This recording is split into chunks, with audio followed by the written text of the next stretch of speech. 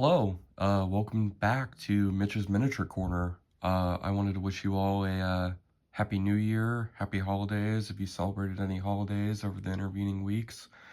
And I hope you all are looking forward to an exciting 2025. And I hope you all got to enjoy some time with friends and family over the holiday season. We are back at the wargames table to talk about a wrap-up of 2025, or 2024, excuse me. 2024 is when I started this channel about halfway through the year, and I just wanted to talk about my top 5 war games that I played this year. I got up to quite a bit of wargaming this year, not as much as 2023, but it was still a very productive year. I played a lot of different rule sets, which is something that I like. I'm not sort of a one rule set and I'm done type of person. And so it was a good year. I got to learn a bunch of different rule sets and engage with some unique mechanics in the wargaming world. You're looking at this giant that I painted. He's 3D printed. And I painted him up for various fantasy type gaming scenarios where a giant would be required, whether that be RPGs or wargaming. And excuse me, I just had to take a sip of coffee there. I think I did a pretty good job. But anyway, that's kind of what I've been up to, just more painting 3D stuff. But anyway, back to the subject of the video. Top 5 mini wargames rule sets that I've played this year. We're going to start off with the honorable mentions. Games that I played quite a bit, but definitely are not my favorite, but just I know really well and have played quite a bit, was Hail Caesar. This is the 2nd edition rule book. You got Alexander the Great on the cover. I played Hail Caesar since it came out, like in 2013, 2012. It's a fine rule set. It's definitely an improvement and more modern take on games like Field of Glory and things like that, which I played when I first got into the hobby. Well, the historicals hobby. I enjoy Hail Caesar. It's fine. It's a fine rule set. It's not the most crunchy rule set in the world. It's pretty generic. You know, Rick Priestley built it off the War Master rule set, and the War Master rule set was written in the 90s, I believe. So it's definitely more of a fast play rule set, and you know, there are just certain situations that come up that you just basically have to figure out on your own, because the book is a nice guide. It's a guide rail rather than just like a full gaming system, which is fine. It's got everything you need to play a game. I don't want to short sell it. It is a complete rule set, but there are definitely certain situations that will arise in this rule set that you will have to figure out how to resolve, rather than being a very prescriptive rule set that covers everything. This is definitely not that. It's very moddable, which is nice too. Like, you can take this rule set and bend it and break it to do whatever you want to do with it, which is nice. But you know, if you want to just play some pickup games, Hail Caesar is definitely not the rule set for you. But it's fine. That's why it gets an honorable mention. The second game, honorable mention, is Lion Rampant 2nd edition. I really enjoyed the games that I played of this. It was quite a bit of fun. It's a sort of a skirmishy warband rule set that just generically covers medieval type armies, but it's a lot of fun. I thought the game system was very, very quick. I picked it up very quickly, and it's just got a lot of fun, unique mechanics that make it an engaging game. It's not the most tactically in-depth system, but it's a lot of fun. And you know, for just throwing down a couple of single base figures on the table and just crushing minis together, it works and it's fine. And there's enough in here to really just hobby it out and just have a lot of fun with it. And that's why it's an honorable mention. And the medieval period, I think, is just woefully underrepresented. It gets lumped in with ancients quite a bit. And I feel like this does a good job of handling the unique situations that arose from the medieval period in European warfare. And I had a lot of fun playing it. So there's my next honorable mention. And now, number 5. Number 5 is LaSalle, 2nd edition, by Sam Mustafa from Honor Wargames. This rule set is amazing. It's one of my favorite Napoleonic rule sets. It is number 5 because I just haven't played it a whole lot this year. So, you know, I'm speaking back to almost a full year ago, like in January, February is probably of 2024 is the last time I got this game out on the table. But it is a lot of fun. Sam Mustafa is a excellent game designer. These rules are beautifully laid out in this book. They handle things in a very common sense way that just makes sense for both the period and as a game. There are definitely some things in this game that are abstracted, obviously, like this concept of traveling and stuff like that. But the rules just make sense. It doesn't overburden you with a lot of special rules or certain keywords and things of that nature. It's just a very simple but effective rule set that gives you the perfect feel of what it's like to be a divisional commander or brigadier general in the Napoleonic period. And I think that it just simulates that Napoleonic combat, the horse and musket period, in a way that is just convincing as an experience, but also it makes it a fun tactical game. And it provides you with enough to have a nice tactical puzzle that unfolds constantly each turn in each game. Sorry if I'm a bit stuffy, by the way. The weather has been crazy where I live, so it's bothered my sinuses.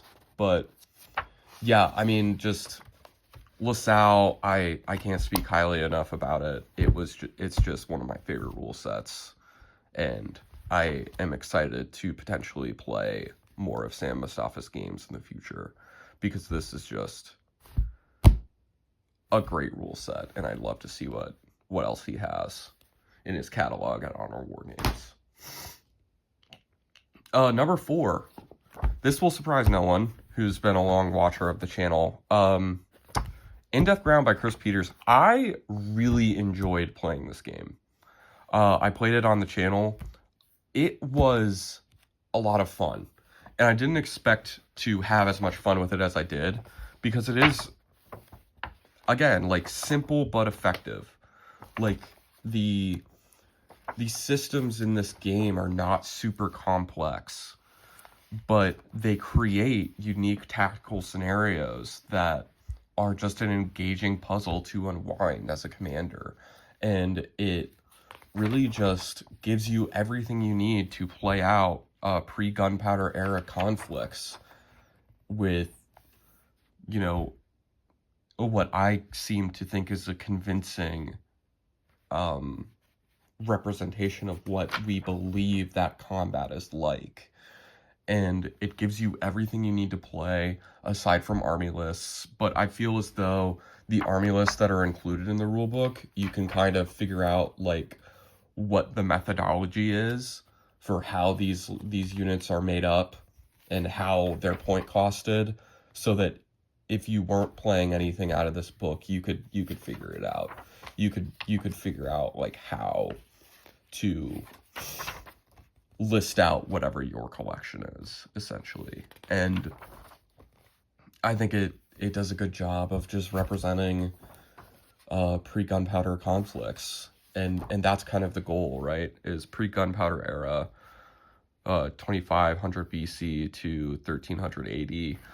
And I think it just does a really good job. I can't recommend it enough as an Ancients rule set. I feel like it provides you with a fast-moving but tactically interesting game that gets the feel right. You know, the vibes are ancient warfare, ancient to early medieval warfare, in a way that is highly convincing and just a lot of fun to play out.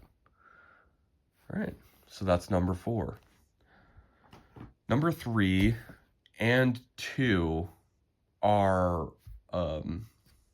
both David C.R. Brown's General d'Armée and then Pickett's Charge, the American Civil War version of General d'Armée. I just don't have it here at the house. I left it at my dad's house because he and I play the Civil War version of this game quite a bit. And this game is just a lot of fun. Everything that can be said about LaSalle can be said about this game. It is very well supported. It's got a large fan base on the internet and in the wargames community. A lot of people have reviewed this game, and you know, I am just one of a chorus of people who really enjoy Mr. Brown's rule sets. The one thing that I will say about this game is, if you're going to play it, clear your schedule for that day, because it's long. That is one of the critiques that could be made about this game, is that it could take quite a bit to play. So if you're looking for, 3 hours, play an afternoon, look to LaSalle, because this game is in depth and the units are very resilient. So even small battles, where my father and I each have like a brigade, 2 brigades of Union against 2 brigades of Confederates in Pickett's Charge, it will take us like 3 or 4 hours to resolve a combat between like 8 units aside, so 16 units fighting each other. So, that there's definitely that, and that's a very small battle by Civil War standards. So, yeah, I really enjoy it. I think that both this rule set and Pickett's Charge capture their periods very well in the unique situations that they're built around. Obviously, Pickett's Charge is not just a General d'Armée repackaged. There are changes to the rules that better reflect the Civil War period, but the system itself that it's built on, the orders system and the fog of war systems, are all similar. Like they're written to kind of the same standards, so that if you played quite a bit of General d'Armée, you could pick up Pickett's Charge very easily. Or if you played Pickett's Charge, you could pick up General d'Armée very easily. The command and control sections are very, very similar, almost verbatim, in the way that they prescribe how to play the game. But this and Pickett's Charge, 3 and 2 respectively, 3 for General d'Armée, 2 for Pickett's Charge. They are very, very fun, very historically grounded rule sets that provide you with both a nice game while also capturing the period of combat very effectively. And that's pretty much all I have to say. General d'Armée 2 came out this year in 2024. I haven't played it. I didn't pick it up because, to be honest, I picked this rule set up in 2023. So I'm still figuring all the stuff out about General d'Armée. So I think I'll give it another couple years before I pick up General d'Armée 2, so that, I can learn this system very well and then move on to the revised system, if I even get around to it. Because I've been very busy playing our number 1 rule set of the year, which may come as a surprise to people because I really didn't play this rule set a whole lot in the back half of the year, but I played it a whole lot when it came out in February of this year, and that is Warhammer the Old World. So the new edition of Warhammer that came out, I don't know, maybe it's just nostalgia, maybe it's just me being silly, but I really didn't have a lot of fun playing this rule set this year. Maybe it's just because my local groups of people at the local game store really just play this in 40K, so I get this in a whole lot more than anything else.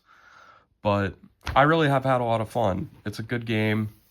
I think, obviously, that it's a good game. I have a lot of fun playing it. Just going back in and pulling out all my old Tomb Kings models was a lot of fun. Maybe I am just feeling nostalgic, but I did have an enjoyable experience with this game, which is the first time that I can say that about a Games Workshop game in, like, I don't know, 10 years or something like that. And it was a lot of fun, just pulling out all the old models and just playing some games of Warhammer like it was the early 2000s again. Oh well, you know, I mean, I am who I am. So this was a lot of fun. I feel like it captured both the older editions, like 5th and 6th, as well as the more modern aspects of the game that got moved in 7th and 8th. It plays, I would say, closer to 6th edition. This feels like 6.5 as opposed to like the 9th edition of Warhammer, if you kind of understand what I mean. But like if you're very familiar with Warhammer. To me, it definitely feels more like 6th edition. Hero Hammer is not fully back, but definitely is part of the meta of this game. The big blocks of infantry are gone.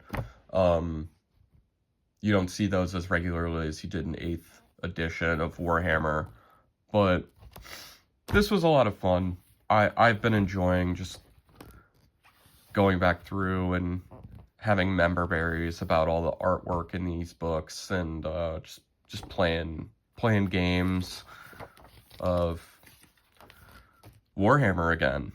I don't know, a very, very curious position for me. But to be honest, like, I don't really have like hatred for Games Workshop or anything like that. Like, I don't know, like I haven't really been a customer of theirs for a very long time, but you know, I think like if you vote with your wallet, vote for what you want to play. And if you like Warhammer Fantasy, it's just called Warhammer. It's always been called Warhammer. I don't know why anyway, different topic.